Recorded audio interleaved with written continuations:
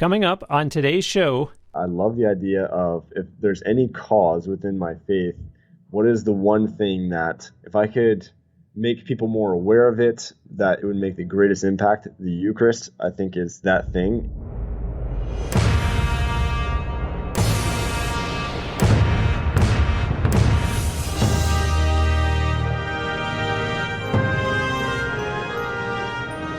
peace be with you. This is Catholic Sports Radio, located at the intersection of your faith life and sports life, and on Apple Podcasts, Spotify, iHeartRadio, and lots of other platforms. I am Bruce Wozniak, talking with Catholic guests who are current or former athletes, coaches, referees, umpires, clergy, administrators, and more from the pro, amateur, and scholastic ranks about the intersection of their faith life and their sports life. The show website is catholicsportsradio.net. One of the actions you can take there is to sign up for free for the weekly Catholic Sports Radio e-newsletter. In addition, at the top of the website, there are links to social media for this show, meaning Facebook, Twitter. Well, the person that you've heard me say that I'm having to pay to keep up the website recently changed away from the Twitter bird to the X logo. Instagram is there, a link to YouTube, so that you can engage with me and the show in any of those ways. In addition, the Catholic Sports Radio community is the Facebook group, which consists of listeners of the show and some past guests. That is also free to join, and you can find a link for that as well on catholicsportsradio.net. And of course, keep in mind that social media, as well as the website, all give you the opportunity to contact me, as does traditional email, which you can do through bruce@catholicsportsradio.net.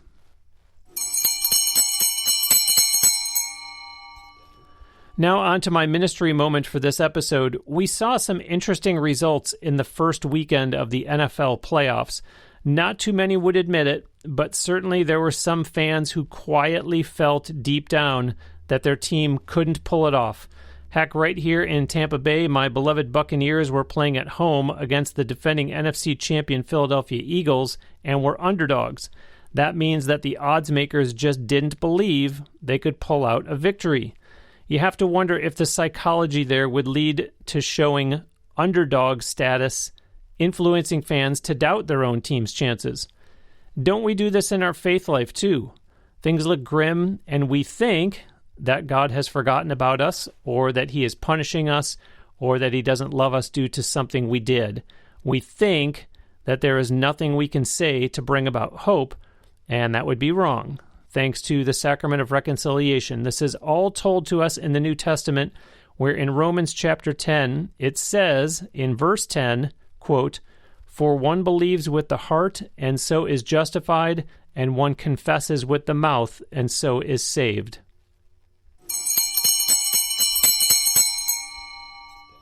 Moving on now with this week's episode, my guest is in the middle of completing 3 ultramarathons in 30 days. The last one will be at the end of this month and is being called an Adoration Ultra, which will start in Mass, then Adoration, and then running to other Catholic churches and spending time in adoration at those. He currently owns one course record for most amount of miles ran in 24 hours at 103.5. In his days as a student athlete, he competed in JV football, JV soccer, varsity wrestling, and ran cross-country. In the case of the latter, he was team captain, and the team finished 3rd in the state, and he got scouted by some smaller colleges. Welcome to Catholic Sports Radio, Jimmy Coleman. Thank you, Bruce. This is actually my first time finding out about the group that you have for the people that are on the show. I'm definitely going to check that out. I've already joined the Life Runners team. I have the jersey and everything, so I've made friends with some of the past guests. I'm excited to check that out. Outstanding. I'm excited to have you on the show. You have a unique, current, active story that truly is the mix of faith and sports. But before we get to that, where were you born and raised, and what was the family size? Sure. I was born in Frederick, Maryland. I'm the youngest of 4 children. And where are you in the 4, and what's the boy-girl breakdown? Oh, sure. Yeah, no, I'm the youngest of 4, and 2 boys and 2 girls. Oh, okay. I don't know why I'm second-guessing myself here, but I'm pretty sure you are a cradle Catholic, yes? Yes, I was raised Catholic, and, in my 20s had some time of exploration that I'm sure we'll touch on. But yes, I was born and raised Catholic with 2 parents that still practicing Catholics, still love each other. And yeah. Let's throw in a plug for them. How long have they been married? Oh my gosh. All right. So I should know. It's maybe 20, 30 something years. I don't know the exact math, but to give them a proper plug, when I became a parent, that's the time more than any other time that I realized just how privileged I was to come from the family that I have. Many people don't have parents that are still together. And of those people, many of them don't have parents that still want to be together.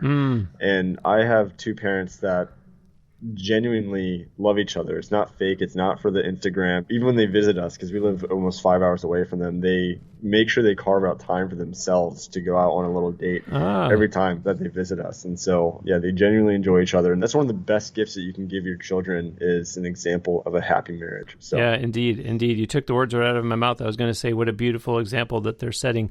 In the intro, I read off a bunch of sports that you played in your days as a student athlete. Who got you into playing sports, and what was your inspiration for competing in those sports that I did mention? That's a good question. So growing up in Maryland, there was a guy that was the quarterback of the high school I would have gone to. His name is Zach Mills, and that high school ended up winning like 4 state championships back to back. It was really, really successful school. Then he became the starting quarterback for Penn State. And ever since I've been a Penn State fan, and this guy was someone I really looked up to. And what's also cool about him is he never made mistakes. He was a good human as well, as far as I could see. And I think that was a big piece of my inspiration. I didn't see a lot of people achieving things to that level, much outside of his success there. And I think that's part of what inspired me to want to be great, and specifically want to be great at sports. By any chance, was that school that he attended, or were any of the schools that you attended Catholic, or were they all public? No, Catholic schools weren't really an option. So by the time I was 8 years old, we moved to Virginia, and then a couple years later moved to a really small town in Virginia, and there weren't any Catholic schools around. So it's funny now growing up, and a lot of my friends are Catholic, and almost all of them went to Catholic schools, but it really wasn't even an option where I was. Now, all that being said, though, when it came time for your confirmation, I don't want to steal your thunder, so share with the audience how you combined faith and sports come confirmation time. Yeah, honestly, that one was a bit of a no-brainer. So I chose St. Sebastian as my patron saint because really I loved sports growing up. It was always my dream to be a professional athlete in some sport. And what ended up happening around, when high school was over, the clock just kind of ran out. And maybe that was my backdoor excuse for not accomplishing what I set out to accomplish, is just, time ran out or whatever. I kind of gave up sports for a little bit post high school, but my senior year, I chose St. Sebastian as my confirmation saint. And audience, I'll repeat the list again: JV football, JV soccer, varsity wrestling, and cross country. So to say that Jimmy loved sports, I think, is a bit of an understatement. But Jimmy, as active as you were with all those sports, they started to take a back seat once you started focusing on work and earning an income. And this is really quite interesting. Audience, I want you to pay close attention here. Jimmy, in that vein, share about what influenced you to get back into working out, because it represents what I feel is how we can easily get distracted, dare I say tempted by Satan, chasing earthly desires. Yeah, so I think it's first worth mentioning that when I graduated high school, my career trajectory wasn't going to amount to much. I actually remember around the time I graduated just telling someone, I want to make the least amount of money possible that is necessary in order to just provide for my family someday, which I wouldn't agree with that now. I don't like having this minimalist point of view and doing the least that you can do with your gifts, obviously. I think part of why I said that is I didn't fit well into school the way that I am. I don't perform well when the way I'm supposed to learn is by sitting in a desk for hours and being talked at. And again, in a small town, there aren't many examples of people that are these visionary entrepreneurial people who are thriving. They're just kind of outcasts if they think the way that I think. And so when I graduated high school, I didn't really see myself amounting to much. But then over the summer, I picked up a job, and the job was selling Cutco knives, and I loved it. It was actually funny about that is the valedictorian of our high school. So basically the person that was given the award to say that, hey, you were going to amount to the greatest based on our standards. I kicked his butt. I was beating everyone in my office, and I started breaking sales records. And this is the real world now. This is I'm participating in the real world and I'm winning, and this is cool, and I'm finding something that's making me feel good about myself. And there's a great culture there, but one of the downsides of that culture is it's very flashy, very much overcompensating to make yourself feel better, really just worshiping money. And so I was actually with that company for 3 years and ran one of the top offices after being a top sales rep. And I remember my next career path, I really just chose it because I wanted to work just as hard as I was working, but do it selling something besides kitchen utensils. And I figured, okay, go into the financial world, and that's what I did.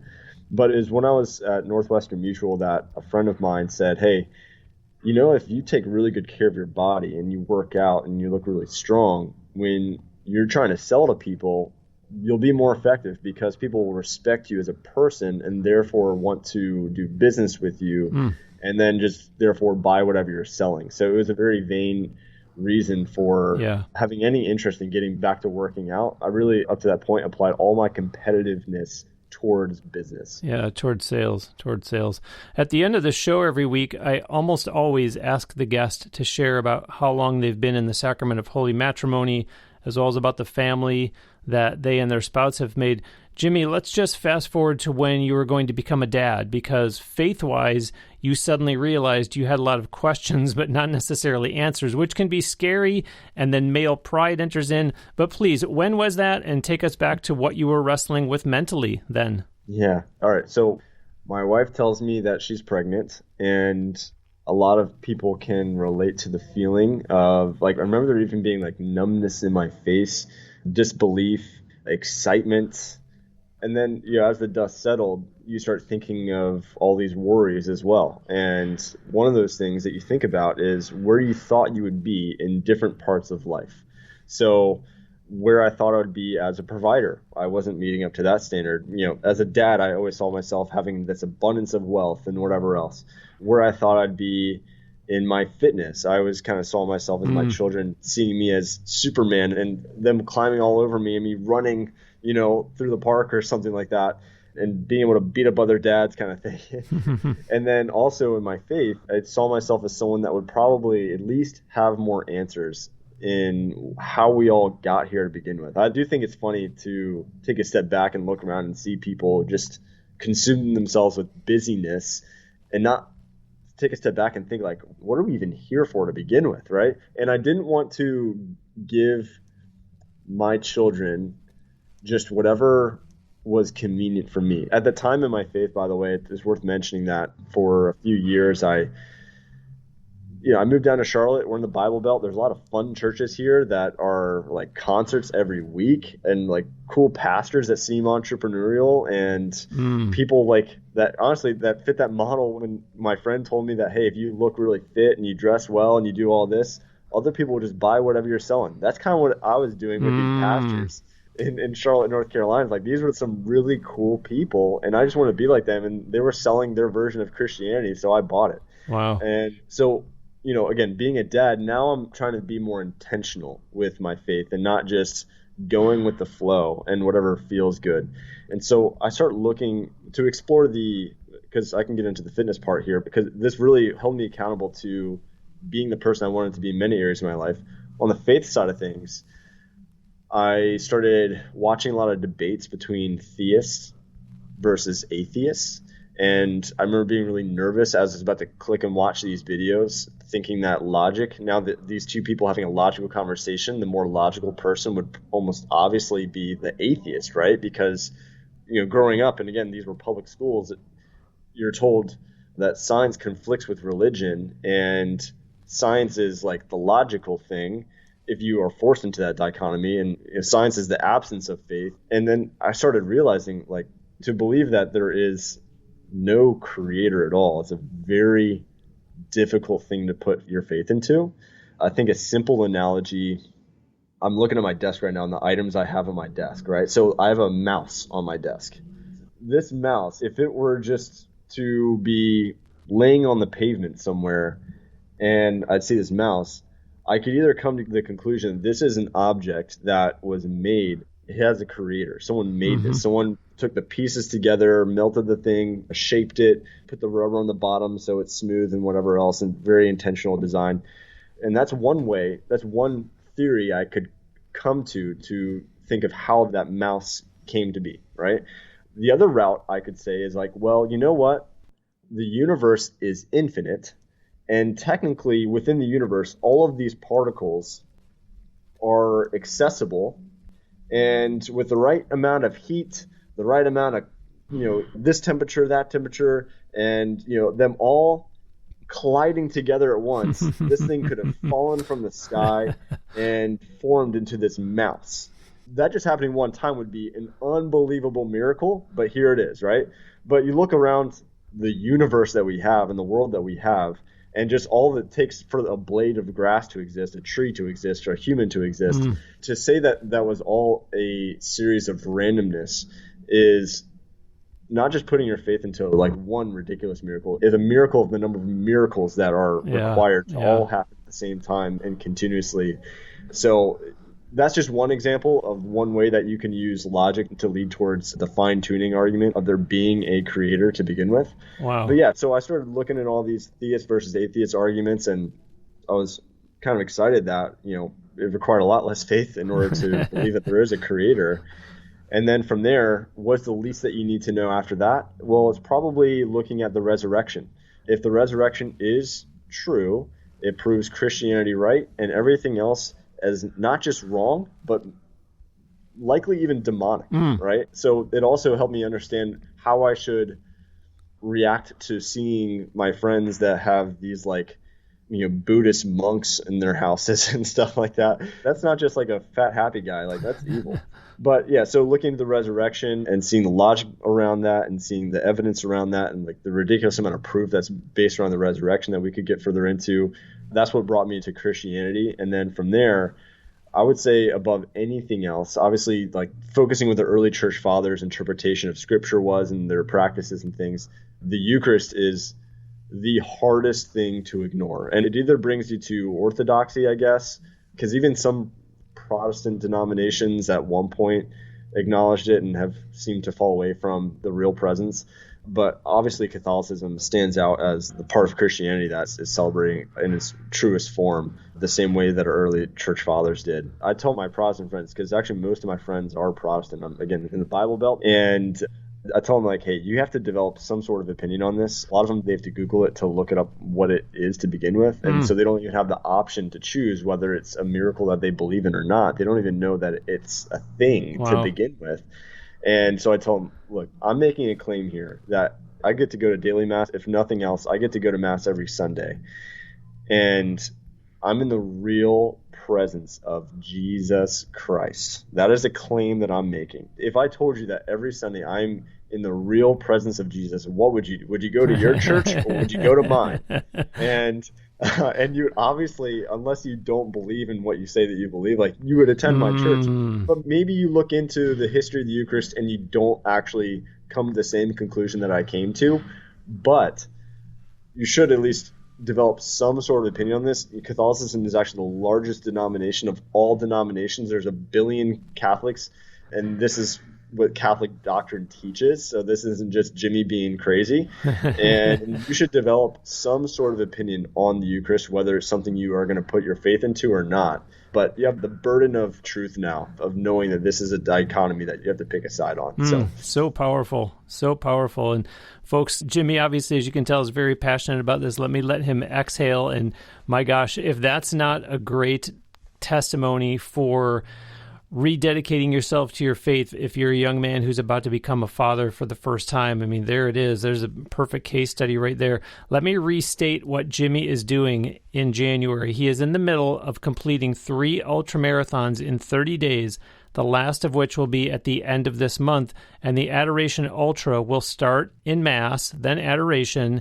and then he will run to other Catholic churches in Charlotte, North Carolina, and spend time in Adoration there. Wow, what a truly pure initiative. There's something else that's really quite touching. One of you wrote to me and made an observation about something that seemingly has come up over a number of episodes of this show.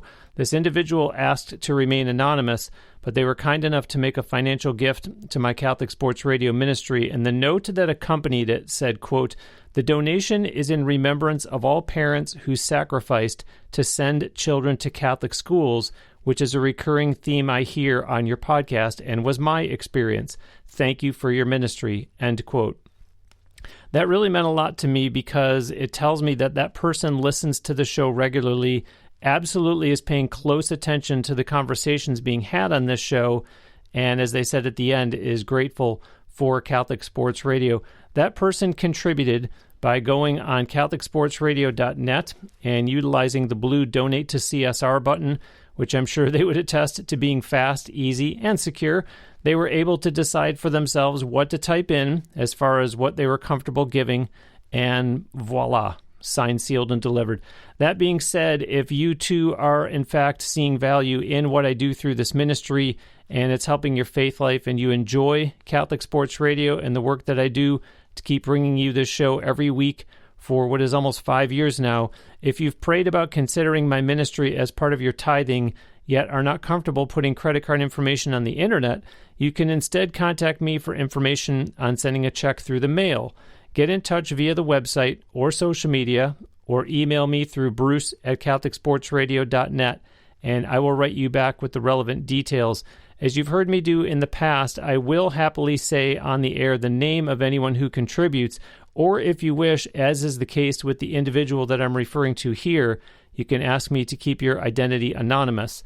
I'm grateful for your considering supporting Catholic Sports Radio as part of your tithing as I continue working to move more people closer to Christ.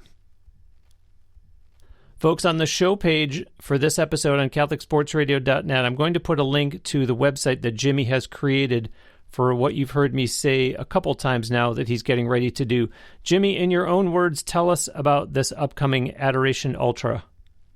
Yeah, I'm so excited about it, and I can at some point give some context of why I'm even re-pursuing this childhood dream. But I wanted to find a way to weave my faith into this aspiration of being a professional athlete. And when I'm trying to chase being great in all these categories, it's best to kill two birds with one stone. Wasn't quite sure how to do it. Actually, one of my friends, the guy that founded Cent Ventures, which is a group for Catholic founders and CEOs that I'm a part of, he was actually running one of these ultras with me, and we were talking about it ahead of time of how could I weave my faith into this. He brought the idea of you could run to different Catholic churches, and that could be really cool. And then the phrase, none of these ideas truly come from me, right? But the phrase Adoration Ultra came into my mind, and that really stuck. And I love the idea of that. I love the idea of, if there's any cause within my faith, what is the one thing that if I could make people more aware of it, that it would make the greatest impact? The Eucharist, I think, is that thing. It's the one thing that I'm using to unite me with all my Protestant friends, that's for sure, because again, it's something that Catholics need to be re-energized about. Protestants need to at least know about it and make their own conclusions from there. And I think that if atheists even saw, people are under the impression sometimes that we need to water our faith down in order to reach atheists. And I think that we actually need to radicalize our faith a lot more in order to reach these people, in order for them to actually see people that really believe what they say that they believe is the most effective way of evangelization. So no, I was really excited. I put all the puzzle pieces together. There's a lot of churches in the Charlotte area that I could have gone to, and I actually just landed on all the ones that happened to have adoration that day. I worked out as a perfect little zigzag in 50 miles, and the two of them actually have perpetual adoration, which is really cool. So, and I get to end it at my home church at St. Matthew's, which is actually the largest Catholic congregation in the U.S. And they happen to that evening on the 26th have what they call family adoration that night, which is basically there's more of a service attached to that time in adoration. Then afterwards, when adoration is over, there's coloring books for children and a bit of a celebration afterwards. So it kind of ends perfectly. And audience, keep in mind that as much as Jimmy is talking about this Adoration Ultra that's upcoming at the end of this month, he's in the middle of completing 3 ultramarathons in 30 days. These ultramarathons, Jimmy, sound to me like a combination of pursuing your dream of being a pro athlete, setting an example for your kids, despite how young they are, because obviously these stories will live on, and also certainly taking care of your body, staying in shape, using your God-given talent, and maybe something else that I'm leaving off. Am I on the right track here? Yeah, I mean, the biggest thing is I remember as I'm trying to accomplish my dreams, like what happened? Because at some point I did give up, right? I gave up on that childhood dream. And I think a part of what happened is as we grow up, we're surrounded by people that have normalized failure or normalize, because failure is okay, but not picking their sword back up, I guess, and going back at like that tenacity just dies. And we all become very weathered down, I think, over time. And the size of our dreams are managed by people who failed at theirs that are around us. I didn't want to be an example to my children of another person that had this big dream. That's what kids have when they enter into the world. There's no limitations on the size of their dreams. They can do anything.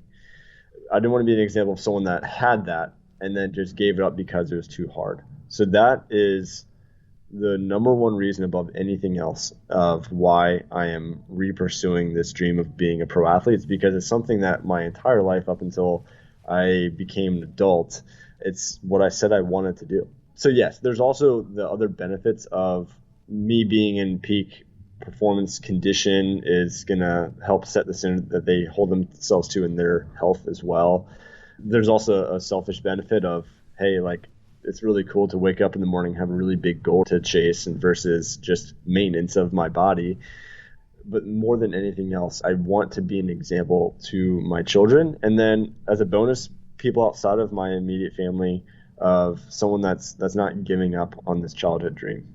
An audience, you heard Jimmy express an interest in joining the Facebook group. He is going to actually have this Adoration Ultra filmed. So when he has footage that he's ready to release for that, I will ask him to post a link in the Catholic Sports Radio Facebook community in the Facebook group so that you can go to wherever online he posts the footage of the Adoration Ultra. One of the many things I enjoy about doing this show every week is getting to hear about different parish work that some people are doing. Jimmy, in your case, tell us about the Eucharistic Revival Committee. You know what? That was really cool. I made a post a year ago that has led to this really cool ripple effect where I made a post about going to daily mass, and I was just so fired up. Again, this is a product of joining a community like Sent Ventures where I could channel this reinvigorated excitement about my faith and stuff, and they've given me a path of how to run a business as a Catholic CEO and just a lot of cool things, just day to day as a husband, how to do it.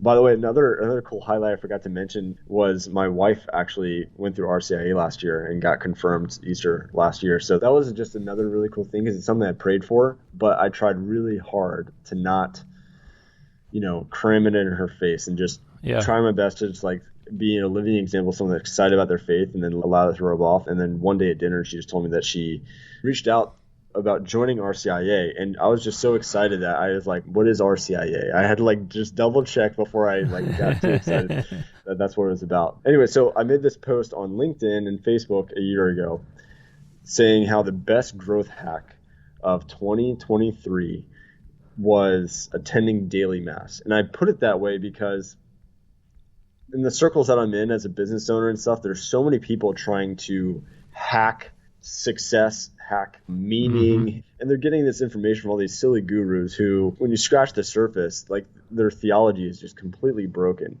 There's no depth to these people's theology at all. And that's the people that are getting advice from. And so when I said growth hack, that was meant to appeal to the audience of friends that I have that are very like entrepreneurial and growth hacking and whatever else. Yeah, they would respond to that buzzword. Yes. And, because also we go to all these masterminds, what we call successful business people.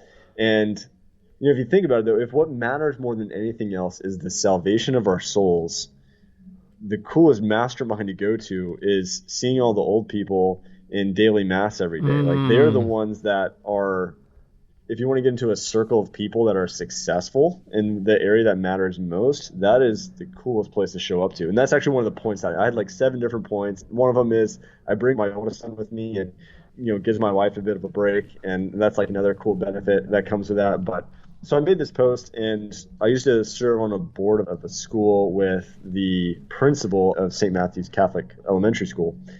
And he commented on it, and therefore other people in the church saw it, and staff members wanted to talk to me. And I think what they saw is that I'll be 30 next month, and I keep popping out babies. So I seem like the kind of guy that they would like to clone, and so they want me to be more involved in the church. So long story short, St. Matthew's has done an awesome job of trying to just find things to throw me into, and I give them that invitation as well. I say, hey guys, that's the one area of my life I could be doing more things directly for the church. So they invited me to the Eucharistic Revival Committee. Obviously, there's the big conference coming up this year, and if we're being honest, like, half of those meetings are about how to restore people's belief in the Eucharist, and then the other part of it is how do we attract more young families. That's the other reason that they have me there. It's like me, this other mom, and then a lot of church leadership that are in these meetings. So I'm kind of representing the dads that they're trying to attract. Wonderful, wonderful. Well, since you just mentioned her in the context of RCIA, as we get set to close, I think it's so wonderful that in the lead up to today, you told me that you married your high school prom queen. Go ahead and share about the journey through holy matrimony and the family that the two of you have made and are still making. Yes. So let's see. We met in 9th grade, and she really didn't like me. It's fortunate, but it's also unfortunate. This is permanent now that it all worked out, because now I have to explain my strategies for picking up girls in 9th grade. One of the things I did, I would constantly move her chair, or I would, while she's trying to pay attention while the teacher's talking, or I would poke her, and I would just poke her like a kindergartner would poke a little girl that they like. And I would just annoy her, and she told me later on that she would tell her parents how annoying this Jimmy kid is. Eventually, I think it was our junior year, we shared a class together. We were shoved in at a table where we sat next to each other and started to become friends, enough so that when her dad asked her to ask a couple of boys from her school to help them out with their Christmas tree farm, she asked if I could help out with that. And so I started doing that and becoming friends with her and their family and becoming closer with them. Eventually, we're going on hikes together, just her and I. And what's funny to me is that she is such a pure-hearted person that when we're spending time alone together and going on what very obviously looks like a date, she is just seeing me as a friend the whole time. Eventually, homecoming night, is when we kissed for the first time. That was in the fall. Pretty much started dating shortly after that. Became prom king, prom queen. After we graduated high school, we were kind of just going very different directions, and we actually parted ways for a year. She never thought she would be together with me ever again. That was her intention, is to move on from me for sure. But it became very clear to me during that period of time that she was definitely the one. I wouldn't have allowed us to break up if it was up to me. She kind of had no choice but to eventually spend the rest of her life with me.